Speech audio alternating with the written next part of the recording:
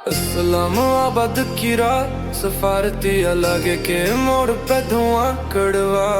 घीस की जलन सड़क पर रबड़ की बू ढालों पर लाठियां बजी, नारे रेलवे की बाढ़ से टकराए चंगाड़ियां कानों में चखे,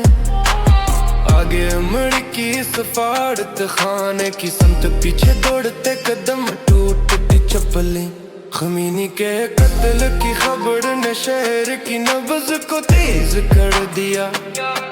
एक तरफ हाथों में झुंड दूसरी तरफ हिलमट शैल काली गाड़ियां, दो जिस्म गड़े खून ने बारिश के पानी में रंग छोड़ा, कई जख्मी बाजू पकड़ के बैठे आंखों में नमक गले में धुआं में कराची की गली से आया लियारी का शोर अफसर में धड़कता,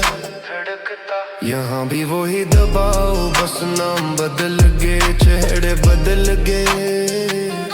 वायरलेस चेहा कताड़ी सख्त रास्ते बंद सांस कटी